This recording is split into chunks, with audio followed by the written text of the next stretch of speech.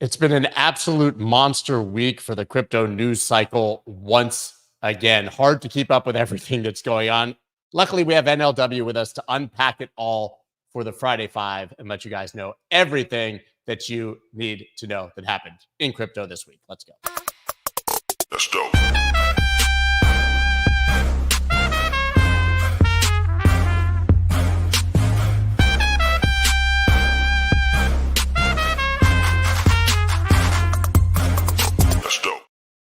What is up, everybody? I'm Scott Melker, also known as the Wolf of All Streets. Before we get started, please subscribe to the channel and hit that like button. Man, what a week. I know we missed last week. The week before was insane as well. Really, governments are keeping us in business this summer, man. Usually this is the time, like we had a glimpse of it, and I don't remember if it was the end of April, beginning of May, where it started to feel like summer, right? Where it's like everything had kind of cooled off and everyone was getting frustrated because there wasn't much happening. But then the insane political process in the US just decided to kick the doors in and keep us talking throughout these summer months. So it's wild.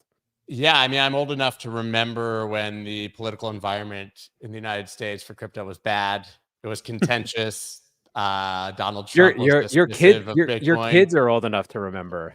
3 months ago, before Donald Trump made the pivot. And we've gone from, that interesting moment when a kid asked Donald Trump a question about crypto and he came out in favor, to all of a sudden him being the pro-Bitcoin candidate, to even speaking at the Bitcoin conference, which is going to be like headlining Coachella in front of that crowd. I think we're going to just have like a full-on MAGA rally in Nashville. And then literally the protection of crypto being added to the official Republican platform, right? This has gone beyond, hey, Donald Trump thinks he can get some votes, ha. This is now on the official platform of their party for the election. Yeah, I mean, listen, so one of the big questions when all of this started, when we started to get the first nibbles of, hey, maybe I'll soften, maybe I'll see this as a political opportunity, right, a few months ago, was how far is he, and by extension the party, the Republican Party, going to take this, right? Would it be a little bit of lip service, try to convert them? And it's been nothing but a steady increase in the drumbeat of sort of taking on this issue. Which means one of two things, depending on whether you're cynical, realistic, or some combination of both. It either means that, as thought, these people don't care about this, but it's polling really well, or not even polling, but just their perception is that this is a winning issue, that it gets louder. And there's certainly evidence of that, right? I remember when Trump first started talking about this, he was vocally surprised at how much people seem to care about CBDCs. I don't think that he would have pegged that as an issue that people would have given a crap about, but they did, right? So there's been a little bit of that sort of just coming to realize that this is a bigger, louder block than perhaps they thought.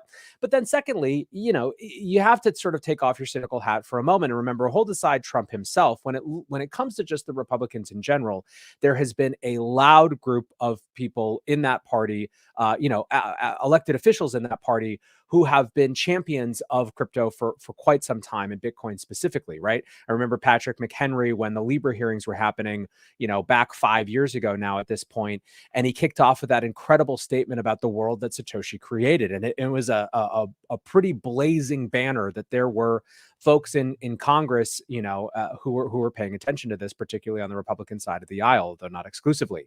And, the fact that it has now made its way into the actual party platform means that it basically doesn't matter what combination of sort of, latent interest from existing elected officials has combined with the sort of, the political calculus that this is a good issue.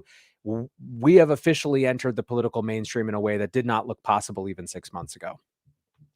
I didn't think this would be possible in 4, 8, or 12 years, that it would officially be on a party platform. Sure, having it mentioned and having a bit of legislation on stable coins or all the potential low-hanging fruit that we saw, but this is as main stage as it gets. And I mean, as we were discussing right before the show, Trump is going to eat it up when he gets in front of that audience. This is going to just start the train rolling, I think, even faster. Yeah. So one thing we were talking about this, and I was talking about this with my researcher, other Scott as well, that hold aside any sort of, this is good because it allows him FaceTime. It gives, people in crypto the chance to get a little bit closer with the president and the people, the former president and the people that surround him. From a sheer calculus standpoint around what this particular politician responds to, I can't think of something more likely to endear him to us than the insanity that he will experience when he gets up on stage in front of the Bitcoiners in Nashville.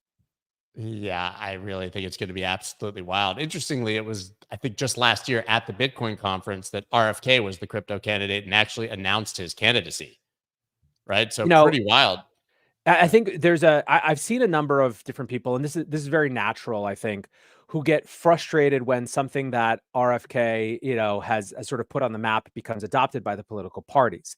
The thing that's important to remember is that this historically is that's what success looks like for an insurgent third party candidate. At least so far, we haven't broken through to the period where independents are actually independent enough to sort of break free fully. Instead, what success looks like for a third party candidate is placing their agenda firmly and squarely in either one of the two parties or hopefully both. And to the extent that RFK was early on this, I think he should be given credit for helping pave that path that got us to where we are. I believe he'll be speaking as well, or at least that's the rumor. But there was a lot of conjecture as to what it was taking to get Trump to actually confirm, because it was announced 2 weeks ago or 3 weeks ago that they were already in talks.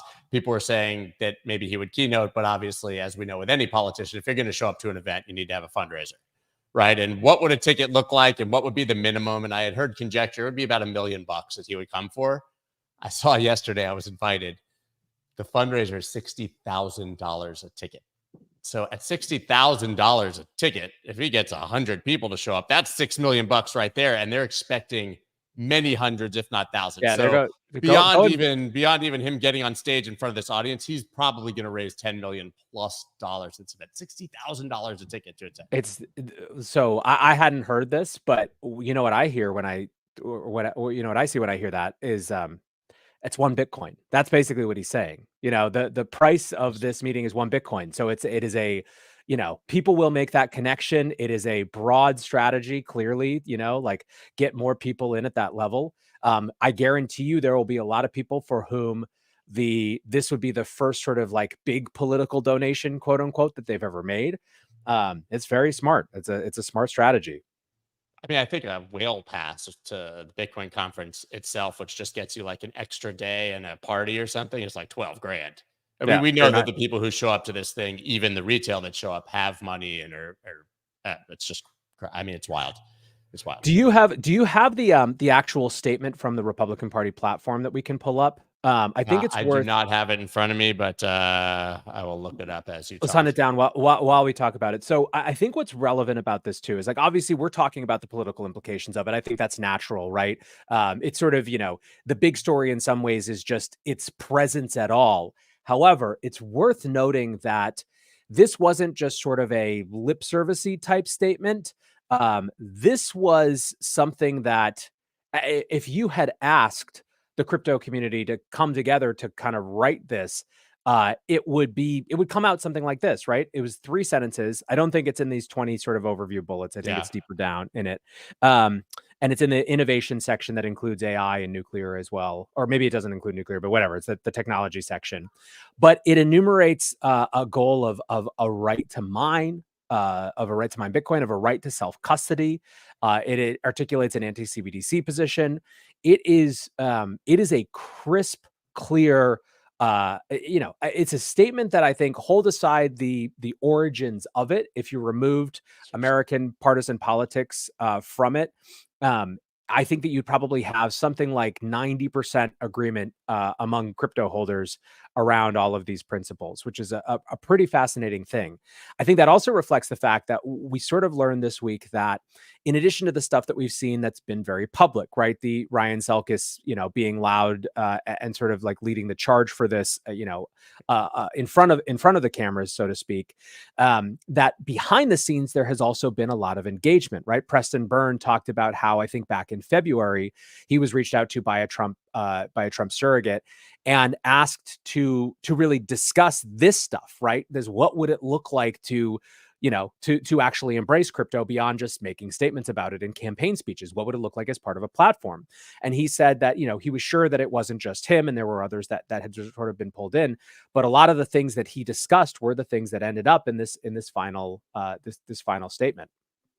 Yeah, it's wild as you read it that crypto is even mentioned there. And obviously it brings us to the other side. We've had a clearly contentious relationship with the Democratic Party and crypto through the Biden administration. And they've been forced to some degree, back down, I would say, or at least chill their rhetoric. Now, we'll get into SAB 121 later, but we know that we just had the roundtable, I believe now 2 days ago, where Biden advisor, crypto leaders, and lawmakers discuss industry's future at exclusive DC roundtable. I was actually supposed to interview Ro Khanna yesterday. It fell through, but I've had him on the podcast before. He's been actually trying to do this roundtable for 2 years. Forever, yeah, absolutely. And for forever. So this wasn't new. To his defense, he's been pro-innovation, pro-Bitcoin, Democrat from Silicon Valley from the very beginning. But it took, obviously, fear of Trump's position for the Biden administration to actually let this happen. You had industry celebrities like Brad Garlinghouse and Anthony Scaramucci and all the big names, obviously, there to discuss this. Brad Garlinghouse said it was a good start. Sheila Warren saying it was a productive step forward. We heard recently, I believe it was Pantera, that said that Biden's interest in crypto now was genuine. I'm not buying it, right? We just saw the SEC had some action. Actually, there's news coming at 10 about the SEC dropping an enforcement action in a Wells notice from a few years ago that's going to be huge that I'm not allowed to share. But the SEC is chilling off. We saw them back off of others as well in the past few weeks, including Paxos.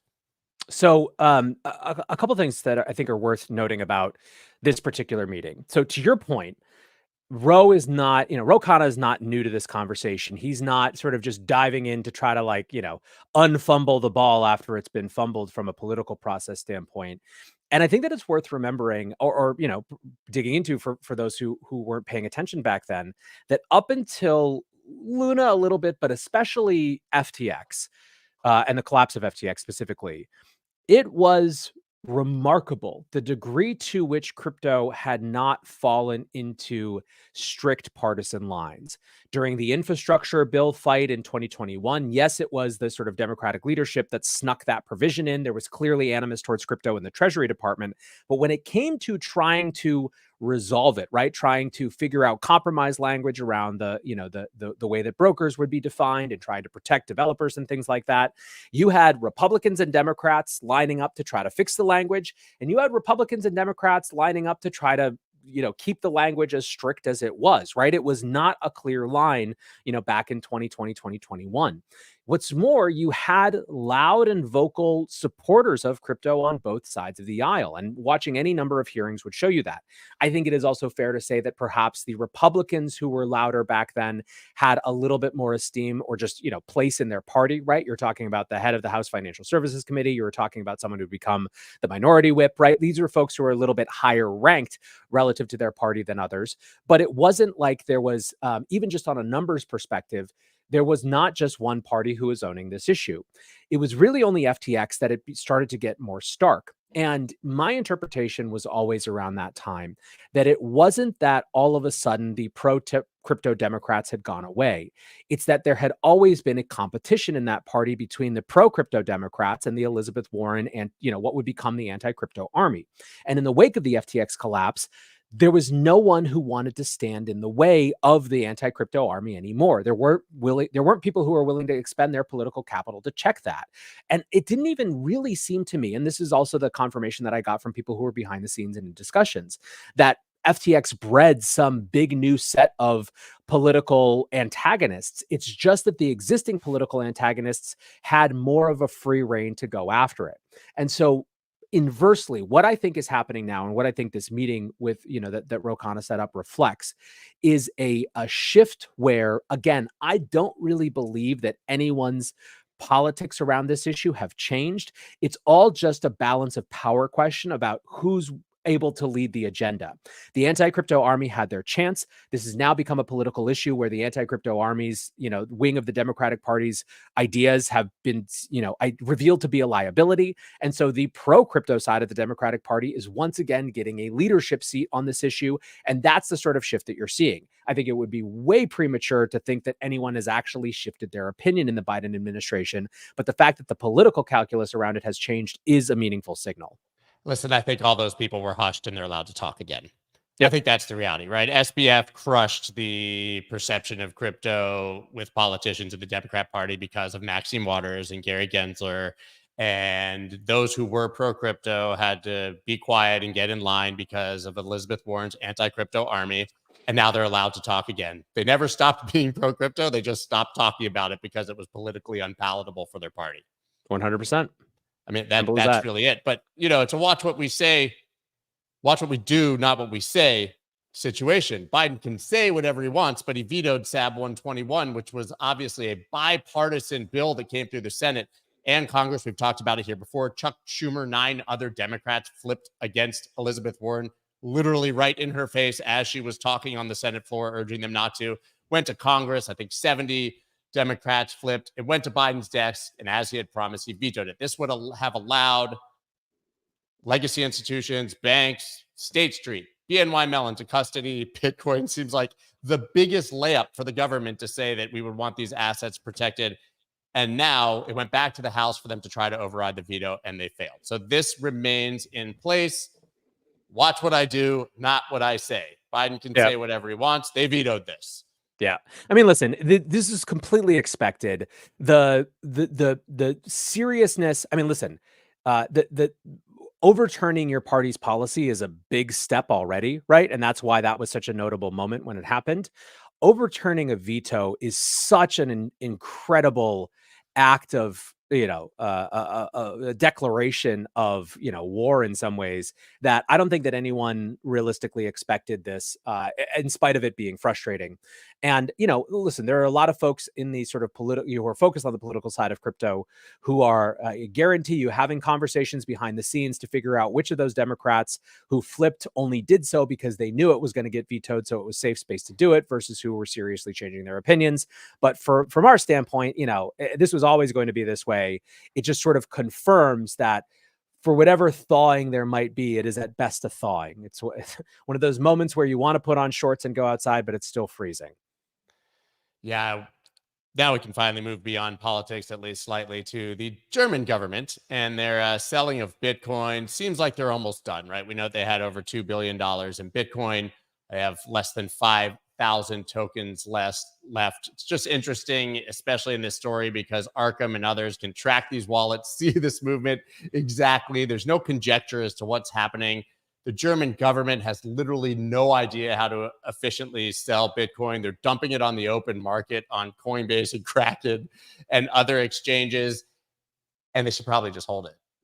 I mean, listen, this turned out goddamn great is how I would put this, right? If we had been here a couple of weeks ago, or right when this is going down, over the July 4th holiday, we had, the lowest liquidity period of the entire year meet, Mount Gox unlocks plus German selling FUD. And, we saw big dips in price because of that. I remember what, as I was paying attention to it, the first narratives as the Germans started selling was, damn, they have enough that they could be doing this through the beginning of the fall, right? There was this sort of worry that this would be this constant low grade selling pressure.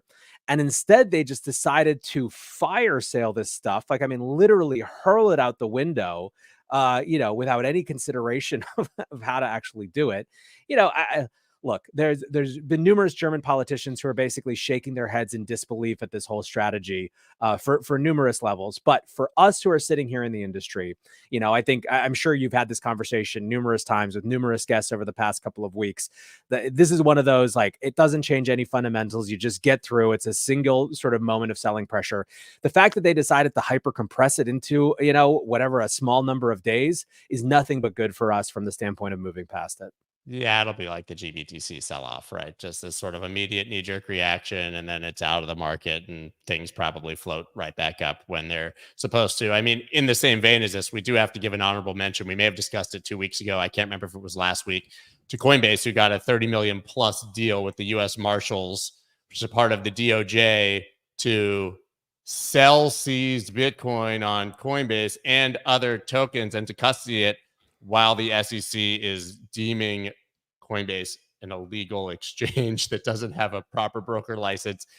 And those very assets that they're allowing the government to sell there, they have deemed unregistered securities that Coinbase isn't allowed to sell. Just the insanity of this government and the right hand not talking to the left is unbelievable.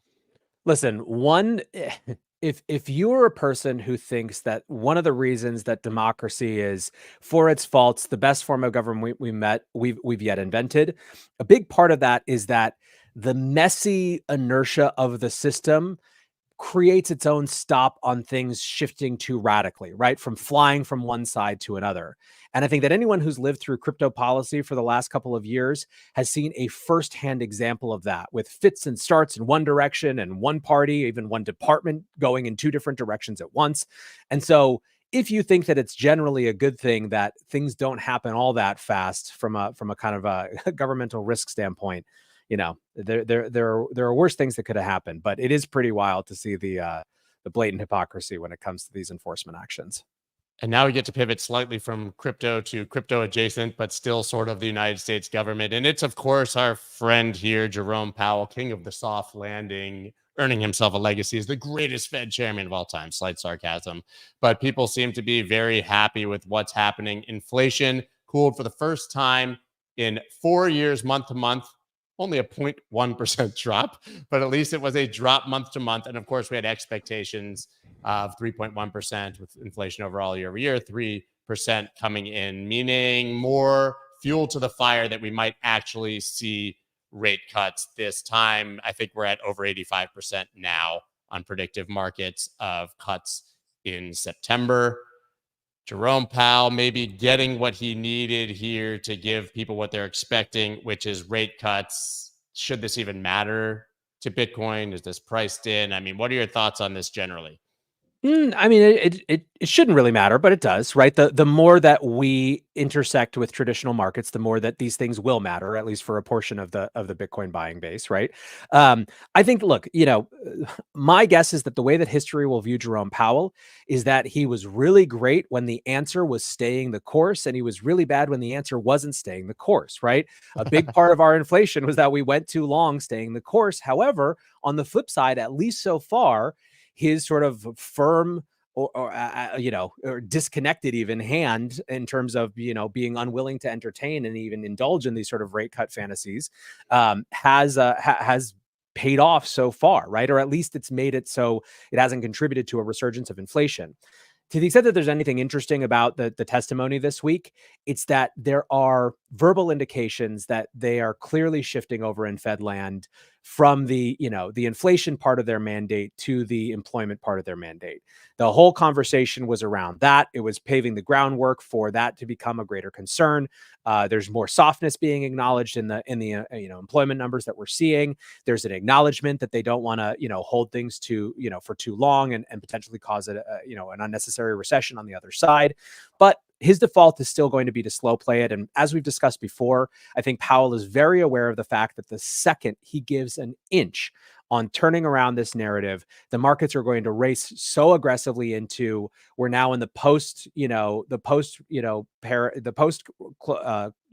compression paradigm and headed back towards rate cuts that, we'll never look back. So his only control, I think, is when this thing starts. It's not how fast it goes. It's not, he literally is on the very, very last embers of his control. And, once that gig is up, it's up for good, I think.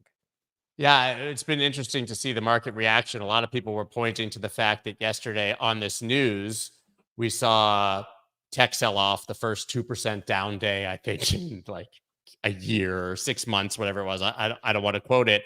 So we saw, Nvidia selling off and tech selling off en masse, the S&P dropping, and people were scratching their heads saying, isn't this good news? The cuts are coming soon. But if you looked, IWM and the Russell, which is obviously small cap companies, pumped massively. So this is a rotation actually into more risk on the news of what happened, because those were the companies that were beat down because higher for longer was going to hurt them for so long. Now people are literally going, well, I guess we got the tech trade. It's great. Let's go into the riskier stuff.